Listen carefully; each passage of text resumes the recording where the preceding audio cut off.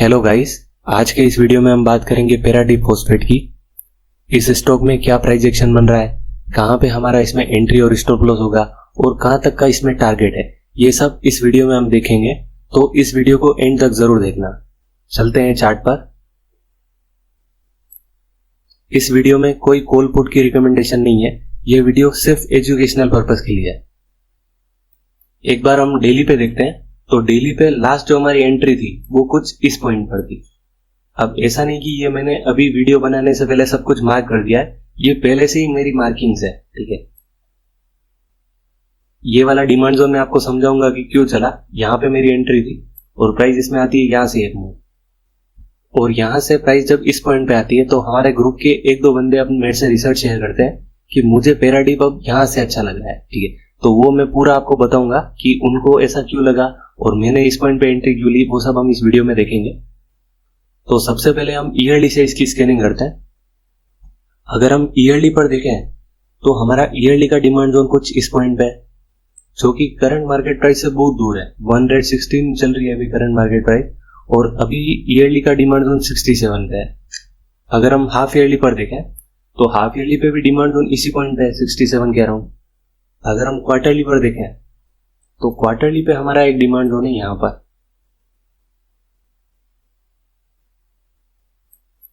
Price इसमें आती है और यहां से मूव। पीछे कुछ सप्लाई जोन नहीं था, प्राइस ऑल टाइम हाई से आ रही थी, तो मेजर सेलिंग प्रेशर ज्यादा कुछ था नहीं और प्राइस यहीं से चल जाती है।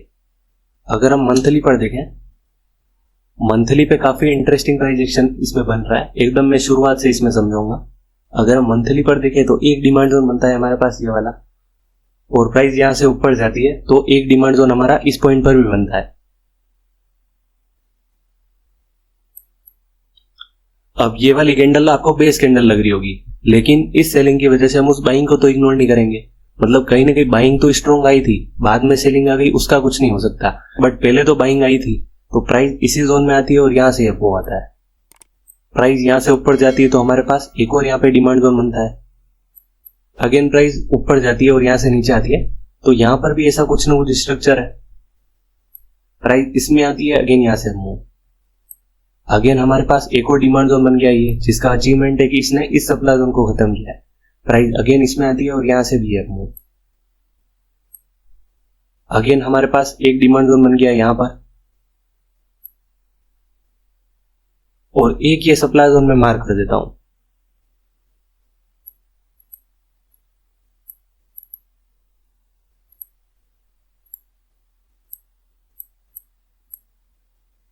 प्राइस इस डिमांड जोन में नहीं आती है, एग्रेसिवली यहां से ऊपर चली जाती है। अब इसमें भी एक रीजन है, क्योंकि यहां कहीं कुछ छोटे टाइम फ्रेम पे कुछ डिमांड जोन होगा जिसने इस सप्लाई जोन को खत्म किया होगा, तो प्राइस एग्जैक्टली यहीं से चलती है, ठीक है। वो हम छोटे टाइम फ्रेम पे देख लेंगे। अगेन प्राइस में यहाँ पे एक डिमांड जोन बनता है और प्राइस यहां पर भी आती है और यहां से भी है मूव।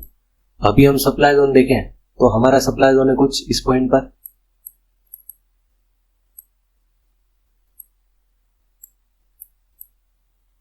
प्राइस अभी अपने मंथली के सप्लाई जोन में है। अगर आप एक चीज नोटिस करो तो प्राइस जब भी ऑल टाइम हाई जाती है तो इसमें एक डाउन मूव आता है। देखो प्राइस में यहां से एक अप मूव आता है, ऑल टाइम हाई गई प्राइस, यहां से अगेन डाउन मूव आया। अगेन प्राइस ने नया ऑल टाइम हाई लगाया देखो, और अगेन प्राइस में एक डाउन मूव आ गया। अगेन प्राइस इसके ऊपर गई और फिर अगेन डाउन आ गई।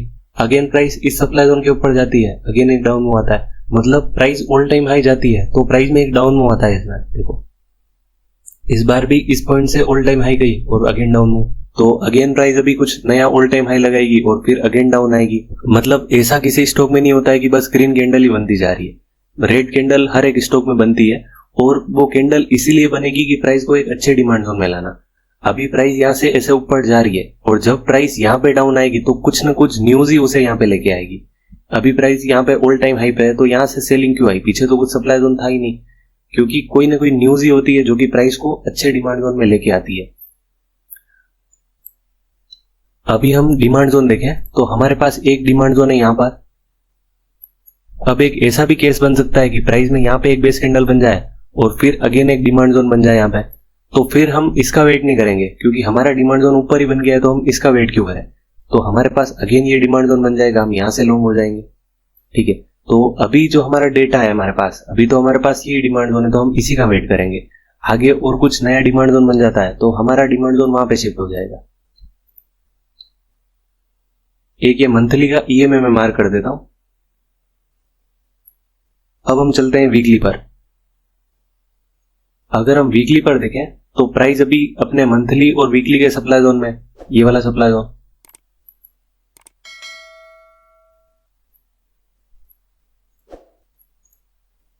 अगर हम नीचे डिमांड जोन देखें तो एक डिमांड जोन है हमारे पास ये वाला, इस पूरे को मैं मार्क कर रहा हूं।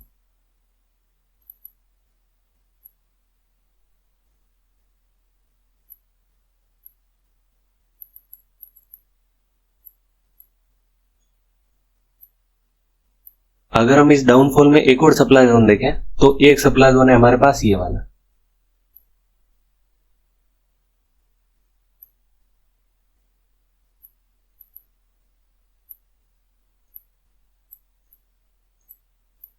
तो डिमांड जोन है हमारे पास यहां पर। और अगर हम पीछे देखें, जो कि मैंने वीडियो के स्टार्टिंग में बोला था कि वो एंट्री जो मैंने मार्क कर रखी थी वो क्यों मार्क करी, ठीक है। तो ये वाला जो डिमांड जोन है उसने इस सप्लाई जोन को खत्म किया है, देखो। बट यहाँ पे वीकली पे हमें क्लियरली नहीं दिख रहा है कि यहाँ पे क्लोजिंग हुई है या नहीं, ठीक है। तो वो हम डेली पे देख लेंगे। अभी हमारे पास यहाँ पे डिमांड जोन है, ओके। अब हम चलते हैं डेली पर। तो डेली पे मैं पहले वो एंट्री कर देता हूं कि वो हमने क्यों ली। देखो इस सप्लाई जोन की मैं बात कर रहा हूं, ये वाला सप्लाई जोन है, इसको ब्रेक किसने किया है, इसी डिमांड जोन है।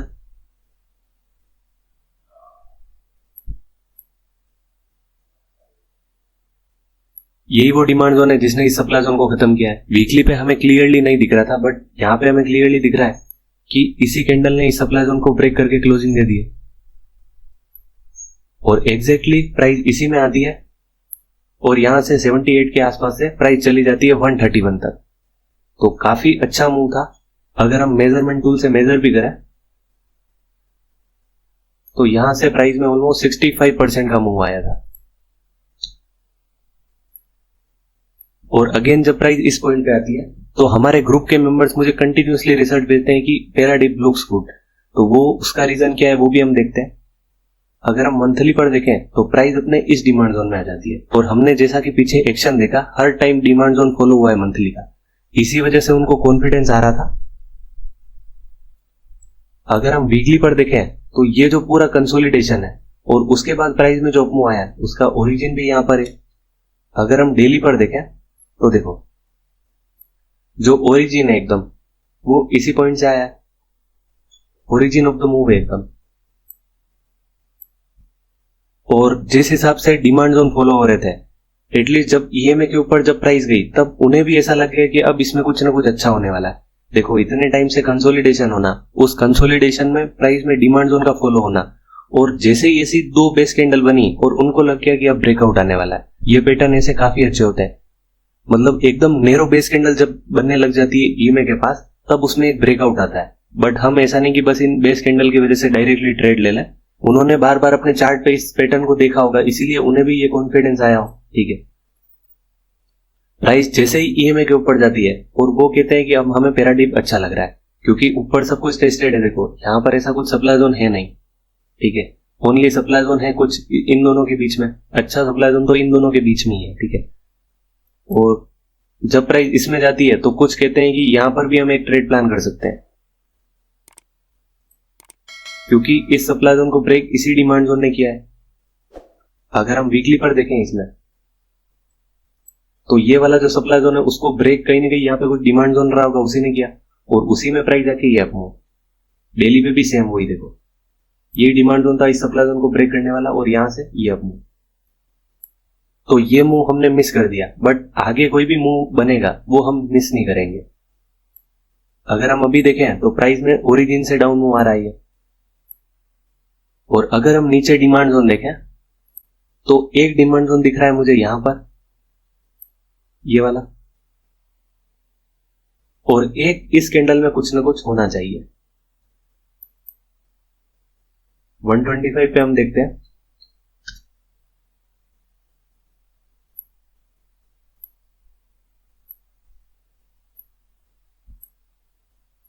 अगर हम 125 मिनट पे भी देखें तो कैंडल यहाँ पे ओपन होती है, यहाँ से डाउन मूव आती है और फिर ये अप मूव, मतलब इस पॉइंट पे कुछ तो है, ठीक है। अगर हम नीचे देखें तो हमारे पास एक यहाँ पे डिमांड जोन दिख रहा है, इन दोनों को आप मर्ज कर सकते हो, और एक डिमांड जोन यहाँ पे भी है ओरिजिन वाला। तो हमें इसमें किस टाइप से ट्रेड प्लान करनी है, डेली पे जाता हूं मैं। तो अगर हम ग्लोबल इंडेक्स देखें तो उनमें कहीं ना कहीं मतलब ग्रीन है, 1200 पॉइंट डाउ जोन्स जो है वो 1200 पॉइंट अप है, ठीक है। तो कहीं ना कहीं उसका इम्पैक्ट इंडियन मार्केट पे भी पड़ेगा। तो मे भी ऐसा हो कि निफ्टी के साथ साथ इसमें ये ऑल टाइम हाई लगा दे, ठीक है। और जैसे ही ऑल टाइम हाई लगता है तो कहीं ना कहीं मतलब हमारे निफ्टी में भी कुछ ना कुछ कंफर्मेशन तो मिलेगी। देखो निफ्टी में अगर एक अपमूव आ रहा है तो हमें निफ्टी में भी कंफर्मेशन मिल जाएगी, कुछ ना कुछ सप्लाई जोन ब्रेक हो जाएगा।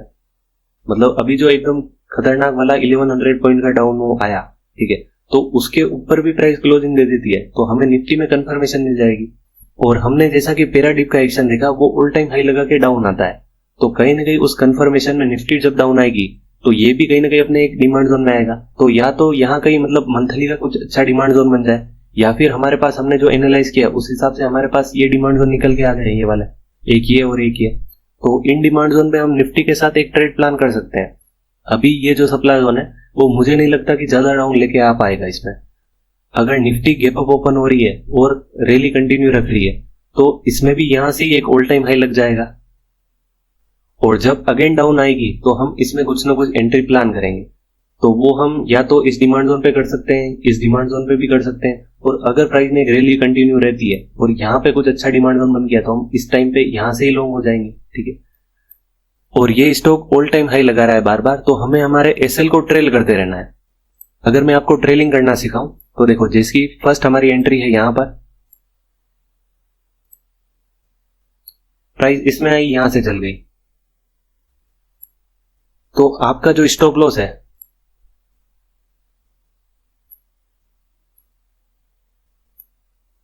वो स्टॉप लॉस आप शिफ्ट कर दोगे इस पॉइंट पर। अगेन हम नया डिमांड जोन देखें तो डिमांड जोन बन गया हमारा यहां पर, तो आप स्टॉप लॉस नए डिमांड जोन के नीचे कर दोगे। अगेन हम नया डिमांड जोन देखें तो यहां पे डिमांड जोन है, तो आप आपके स्टॉप लॉस को इस पॉइंट पे कर दोगे। अगेन हम एक नया डिमांड जोन देखें तो ये यहां कहीं पे बन रहा है,